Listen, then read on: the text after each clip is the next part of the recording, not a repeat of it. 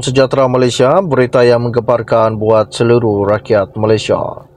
Isu yang tular baru-baru ini di mana Akta Anti Lompat Parti yang diluluskan di Parlimen menjadi sia-sia. Selepas wakil rakyat yang berpaling tada tidak hilang kerusi, kata Ketua Pemuda UMNO, Dr. Muhammad Akmal Saleh. Dan selamat menjahanamkan negara, wahai katak-katak politik, kata Pemuda UMNO. Mengulas keputusan Speaker Dewan Rakyat Johari Abdul yang tidak mengosongkan kerusi bekas ahli Parlimen Bersatu yang menyokong kerajaan, secara sinis dia mengucapkan selamat menjahanamkan negara kepada katak-katak politik. Sebelum ini, Presiden Bersatu Muhyiddin Yassin mengesahkan juga bahawa Speaker Dewan Rakyat Johari Abdul membuat keputusan itu pada Selasa lalu.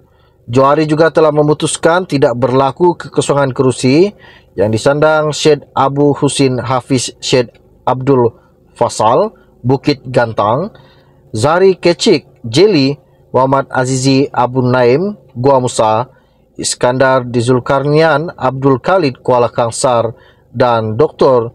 Zulkafli Hanapi Tanjung Karang. Menerusi surat pemberitahuan, Johari memaklumkan tiada kekosongan kerusi berdasarkan perkara 49A Perlembagaan Persekutuan yang dibuat untuk memastikan kestabilan politik. Dan baru-baru ini juga ahli Parlimen Perikatan Nasional PN bertindak keluar Dewan Rakyat sebagai tanda membantah keputusan tersebut.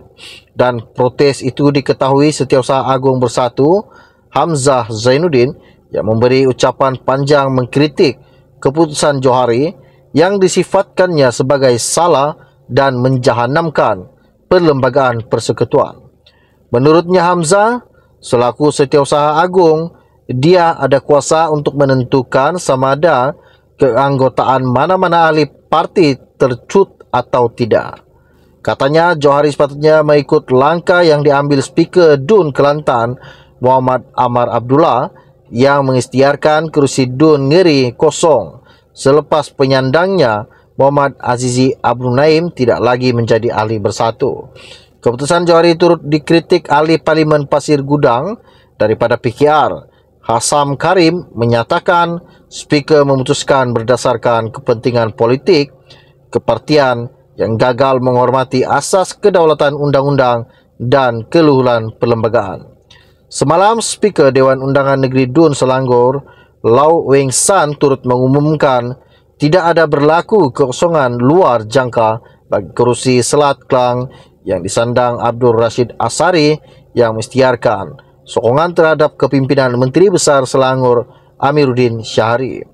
Pindahan perkara 49A Perlembagaan Persekutuan dikenali Akta Anti Lompat Parti berkuat kuasa pada Oktober 2022. Baru-baru ini juga Setiausaha Agung DAP Anthony Lok percaya peraturan anti lompat parti tidak terjejas susulan keputusan Speaker baru-baru ini terhadap 6 bekas ahli Parlimen Bersatu. Lok juga telah menjelaskan ini kerana tidak seperti Bersatu, parti itu telah menggumbal peruntukan itu sebelum pilihan raya umum. Katanya, maka semua calon yang bertanding atas tiket kita sebagai calon daripada parti DAP telah pun terikat dengan fasal dalam perlembagaan parti tersebut, iaitu sekiranya seseorang itu tidak menghindari ataupun tidak mengikut perintah apapun arahan daripada pucuk kepimpinan, maka kerusi itu akan dikosongkan melalui notis kepada Speaker.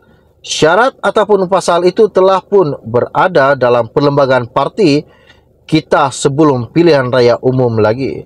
Dalam kes Bersatu, apa yang saya difahamkan oleh pandangan-pandangan daripada beberapa peguam dan juga termasuk daripada Biro Guaman kita dalam kes Bersatu, mereka adalah sedikit berlainan disebabkan pindahan perlembagaan itu berlaku selepas pilihan raya umum. Katanya Lok pada sidang media di Parlimen baru-baru ini. Speaker Dewan Rakyat Johari Abdul juga telah menolak permintaan Bersatu untuk memecat 6 ahli Parlimen yang dilucutkan keahlian parti mereka selepas gagal mematuhi peraturan terkini.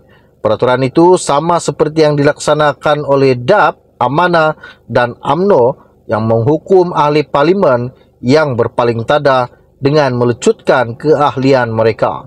Dalam surat Johari yang dilihat oleh Malaysia kini, Speaker berhujah peraturan bersatu bertentangan dengan Perlembagaan Persekutuan dan peraturan parlimen yang menjamin kebebasan ahli parlimen untuk bersuara, berdebat dan mengundi. Sementara itu juga, percanggahan dalam perlembagaan membolehkan 6 bekas ahli parlimen bersatu terus mengekalkan kerusi masing-masing di Dewan Rakyat, kata seorang peguam terkenal.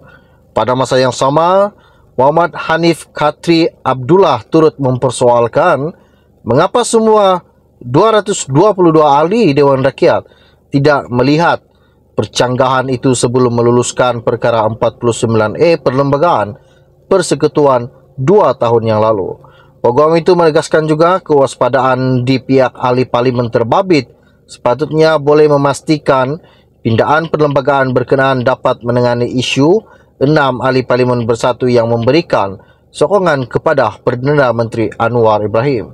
Kata peguam, ada satu sebelas susah dalam perkara 49A itu menyatakan seseorang ahli parlimen akan berhenti menjadi ahli parlimen jika dia meletakkan jawatan atau berhenti menjadi ahli bagi parti politik menjadi tiket dia bertanding dan menang dalam sesebuah pilihan raya. Bagaimanapun, menurut Hanif Khatri, dia juga menyatakan seorang ahli parlimen tidak boleh terhenti menjadi anggota Dewan semata-mata kerana dipecat daripada parti politik.